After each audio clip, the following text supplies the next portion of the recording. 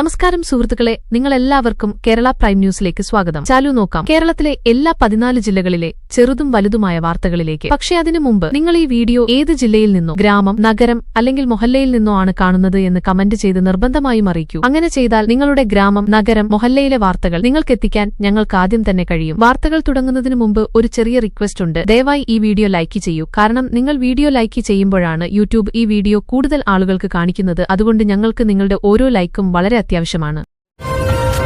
കേരളം 9 ഏപ്രിലിന് നിശ്ചയിച്ചിരിക്കുന്ന നിയമസഭാ തിരഞ്ഞെടുപ്പിന് മുമ്പായി നിർബന്ധിതമായ 48 മണിക്കൂർ മൌന കാലഘട്ടത്തിലേക്ക് പ്രവേശിച്ചു. എല്ലാ പൊതു തിരഞ്ഞെടുപ്പ് പ്രചാരണങ്ങളും അവസാനിപ്പിച്ചിരിക്കുകയാണ്. പാർട്ടികൾ ഇപ്പോൾ വീടുകളിലെത്തി നേരിട്ടുള്ള സമ്പർക്കത്തിലും വ്യക്തിഗത അഭ്യർത്ഥനകളിലുമാണ് ശ്രദ്ധ കേന്ദ്രീകരിക്കുന്നത്. 140 സീറ്റുകളിലായി 883 സ്ഥാനാർത്ഥികൾ മത്സരരംഗത്തുണ്ട്. 2.5 കോടി 70 ലക്ഷത്തിലധികം വോട്ടർമാർ പങ്കാളികളാകുമെന്നാണ് പ്രതീക്ഷ. ഭരണകക്ഷിയായ LDF ചരിത്രപരമായ 3ാമത്തെ തുടർച്ചയായ ഭരണകാലാവധി ലക്ഷ്യമിടുമ്പോൾ UDF തിരിച്ചുവരവിനായി ശ്രമിക്കുകയും NDA പ്രധാന മേഖലകളിൽ കടന്നുകയറാനുള്ള പ്രതീക്ഷ പുലർത്തുകയും ചെയ്യുന്നു. മാതൃകാ പെരുമാറ്റച്ചട്ടത്തിന്റെ കർശനമായ നടപ്പാക്കൽ തുടരുകയാണ്.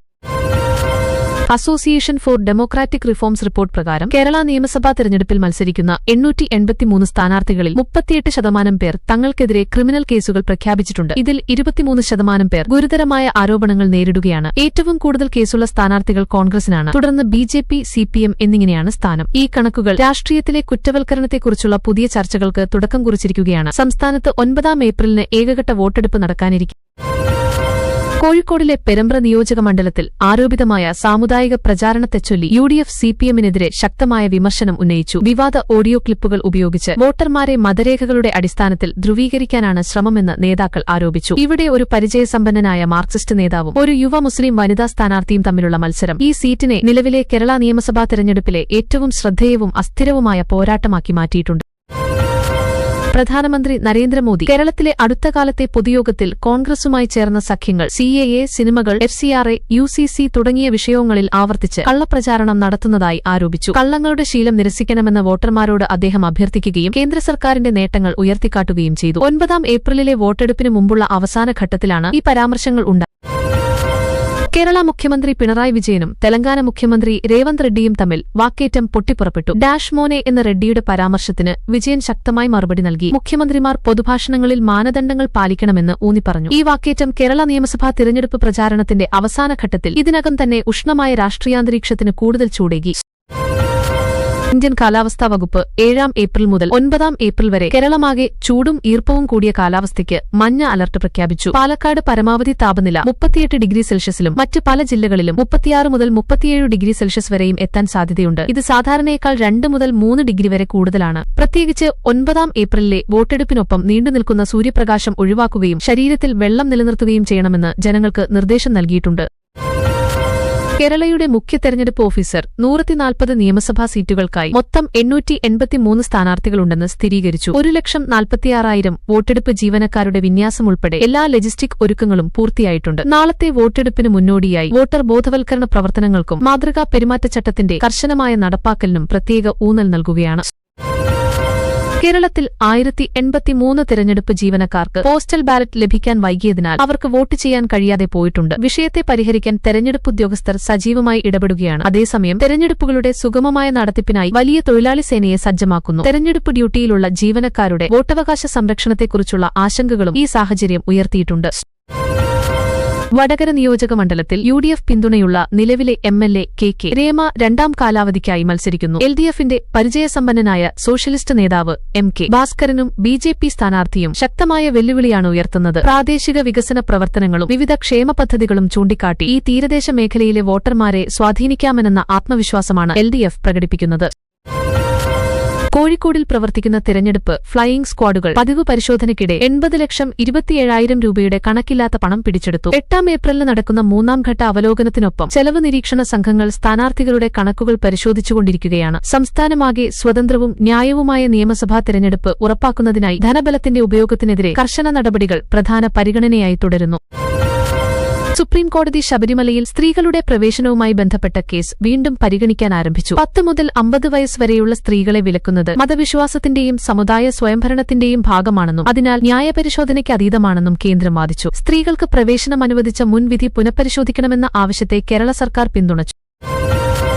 തളിപ്പറമ്പ് നിയോജകമണ്ഡലത്തിലെ നിലവിലെ പ്രവണതകൾ UDF മുൻതൂക്കം വർദ്ധിപ്പിക്കുന്നുവെന്ന് സൂചിപ്പിക്കുന്നുവെങ്കിലും അന്തിമഫലം വാമമുന്നണിയിലെ ആഭ്യന്തര ഗതികാലങ്ങളെ ആശ്രയിച്ചിരിക്കും. 9 ഏപ്രിലിലെ വോട്ടെടുപ്പിന്റെ മുന്നൊരുക്കമായി ഇരുപക്ഷങ്ങളും അവസാന മൌന അഭ്യർത്ഥനകൾ നടത്തുന്നതിനാൽ ഈ സീറ്റ് തുടർച്ചയായി ശ്രദ്ധ നേടുകയാണ്. BJP നേതൃത്വത്തിലുള്ള NDAയ്ക്ക് പാലക്കാട് ജില്ലയിൽ സാധ്യതയുള്ള ബ്രേക്ക് ത്രൂവിന്റെ പ്രതീക്ഷയുണ്ട്. അതേസമയം UDF പരമ്പരാഗത പിടിത്തം നിലനിർത്താൻ ശക്തമായി പരിശ്രമിക്കുന്നു. കനത്ത വേനൽച്ചൂടിൽ നടന്ന കടുത്ത പ്രചാരണങ്ങൾ നാളത്തെ തിരഞ്ഞെടുപ്പിന് മുമ്പായി ഈ പ്രധാന മേഖലയിൽ വികസന വിഷയങ്ങളും പ്രാദേശിക ആശങ്കകളും മുൻനിരയിലെത്തിച്ചു.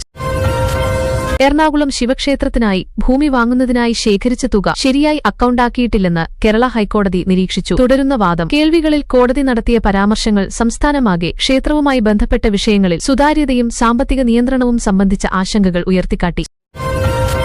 കേരളം 8 ഏപ്രിൽ വൈകിട്ട് 7 മണി മുതൽ ആരംഭിക്കുന്ന 2 ദിവസത്തെ ഡ്രൈഡേ ആചരിക്കും. ഈ കാലയളവിൽ മദ്യവിൽപ്പന അനുവദിക്കില്ല. 9 ഏപ്രിലിലെ നിയമസഭാ തിരഞ്ഞെടുപ്പിന് മുമ്പായി സമാധാനപരവും ക്രമബദ്ധവുമായ അന്തരീക്ഷം ഉറപ്പാക്കുന്നതിനായി മാതൃകാ പെരുമാറ്റച്ചട്ടത്തിന്റെ കർശന നടപ്പാക്കലിന്റെ ഭാഗമായാണ് ഈ നിയന്ത്രണം. UDF പിന്തുണയുള്ള CPM വിമത സ്ഥാനാർത്ഥി പയ്യന്നൂർ നിയോജകമണ്ഡലത്തിൽ പാർട്ടിയുടെ ദീർഘകാല ആധിപത്യത്തിന് ഗുരുതരമായ വെല്ലുവിളിയാണ് ഉയർത്തുന്നത്. ഈ അപൂർവമായ ആഭ്യന്തര കലാപം നാളത്തെ വോട്ടെടുപ്പിന് മുമ്പായി വാമപക്ഷത്തിന്റെ ഐക്യവും സംഘടനാശക്തിയും പരീക്ഷിക്കുന്ന ഉയർന്ന പന്തയമുള്ള പോരാട്ടമായി ഈ സീറ്റിനെ മാറ്റിയിട്ടുണ്ട്. ഉയർന്ന പ്രദേശങ്ങളിലെ സമൂഹങ്ങൾക്കായുള്ള പുനരധിവാസ പദ്ധതികളും റബ്ബർ കർഷകർക്കുള്ള തുടർച്ചയായ പിന്തുണാ നടപടികളും LDF സർക്കാർ മുന്നോട്ടുവച്ചു. 3ാം തുടർച്ചയായ ഭരണകാലാവധി തേടുന്ന ഭരണകക്ഷിയുടെ ആകർഷണത്തിന്റെ പ്രധാന ഭാഗമായി ഈ ക്ഷേമ പദ്ധതികൾ ഉയർത്തിക്കാട്ടപ്പെടുന്നു. കേരള സംസ്ഥാന ലോട്ടറി വകുപ്പ് ഇന്ന് 8 ഏപ്രിൽ 2026 ഉച്ചകഴിഞ്ഞ് 3 മണിക്ക് ധനലക്ഷ്മി DL 47 ഡ്രോ ഫലം പ്രഖ്യാപിക്കും. 1ാം സമ്മാനം 1 കോടി രൂപയാണ്. തെരഞ്ഞെടുപ്പ് സംബന്ധമായ പ്രവർത്തനങ്ങൾക്കിടയിൽ സംസ്ഥാനമാകെ ആയിരക്കണക്കിന് ടിക്കറ്റ് ഉടമകൾ ഫലത്തിനായി കാത്തിരിക്കുന്നു.